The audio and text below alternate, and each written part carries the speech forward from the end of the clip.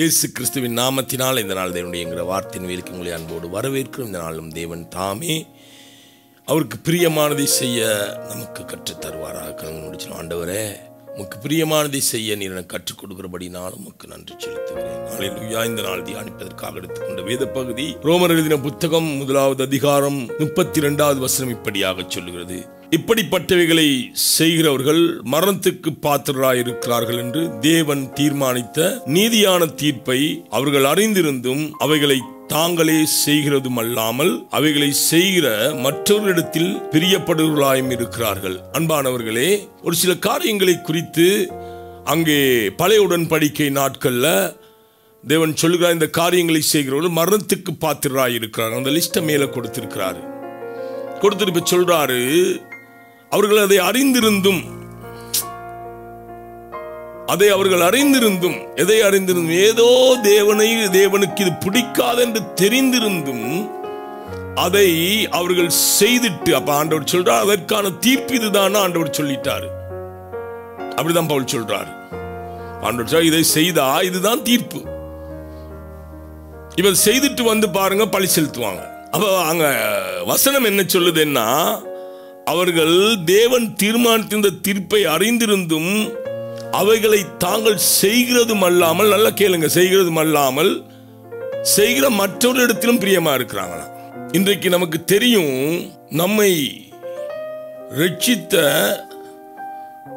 இயேசுவை திரும்பவும் காலுக்கு கீழாக கொண்டு வந்து மிதிக்க கூடாது என்பது நமக்கு தெரியும். பரிசுத்தம் பண்ண இரத்தத்தை அபத்தம் என்று எண்ணக்கூடாது என்று நமக்கு தெரியும். ரட்சிப்பை அலட்சியப்படுத்த கூடாது என்பது நமக்கு தெரியும். கல்யாண வஸ்திரம் இல்லாதவனாய் விருந்து சாலைக்குள்ள இருந்தவன் உள்ளுக்கு வந்துட்டான். கல்யாண வீட்டுக்குள்ளுக்கு வந்து விருந்து சாலைக்குள்ளே வந்த பிறகும் வஸ்திரம் இல்லாதவனாய் பிடிபட்டு, இதெல்லாம் நமக்கு தெரியும் பாருங்க. எல்லாம் தெரிஞ்சிருந்தும் இவைகள் எல்லாத்தையும் நம்ம உடைத்து, இவைகள் எல்லாவற்றையும் நாங்க கனம் பண்ணாம, இதை உன்னையும் நாங்க கீழ்ப்படியாம, நாங்களும் ரட்சிப்பின் வஸ்திரத்தை களைந்து போட்டிருக்க இன்னும் 4 பேருக்கு மேலேயும் பிரியமா இருக்கிறோம். அவனால் அதை ஒரு கூட்டணியா சேர்த்துக் கொள்றோம். தேவன் செய்த நீதியான தீர்ப்பு மனுஷனுக்கு சாக்கு போக்கு சொல்ல இடமே இல்லை. ஏனென்றால் அவனுக்கு அது அறிவிக்கப்பட்டிருக்கிறது, அவனுக்கு அது தெரியும். அன்பானவர்களே, தேவன் இந்த ரட்சிப்பை ஏற்படுத்த எதை விலக்கிரயமாய் கொடுத்தார் என்பது உங்களுக்கு எனக்கும் தெரியும். நீங்களும் நான் ரட்சிக்கப்படுவதற்கு எந்த விலையை செலுத்தினார் என்பது தெரியும். இதை விட வேற பழி ஒன்று இல்லை. மேக்சிமமான பழியை செலுத்திட்டாரு.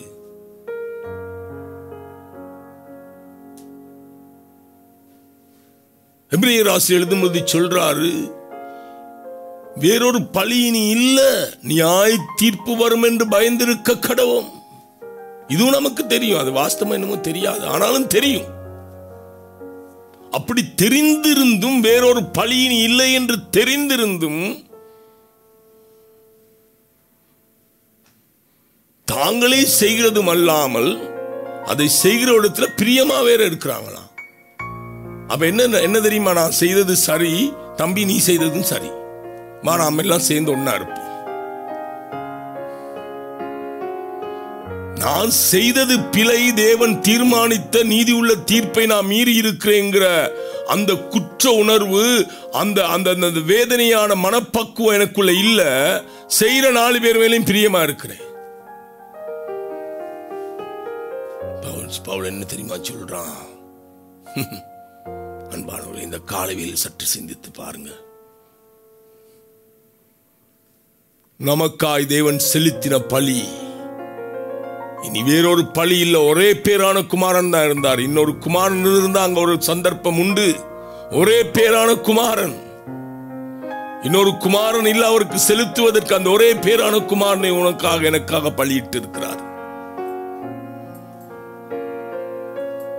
எங்களை மூடுவோமா? தேவரின் இந்த காலை வேளையில என்னை முழுவதும் அவனுடைய கருத்தில் தருகிறேன். உம்முடைய வார்த்தைகளை நான் மீறி இருந்தால், நீ தீர்மானித்த நீதியுள்ள தீர்ப்பை நான் மீறி இருந்தால், இந்த காலையில் என்னை மன்னித்து திரும்பவும் உம்முடைய வழிகள் என்னை நடத்துவீராக. இயேசுவின் நாமத்தினால பிதாவே, ஆமென். கர்த்தர் தாமே உங்களை ஆசீர்வதிப்பாராக.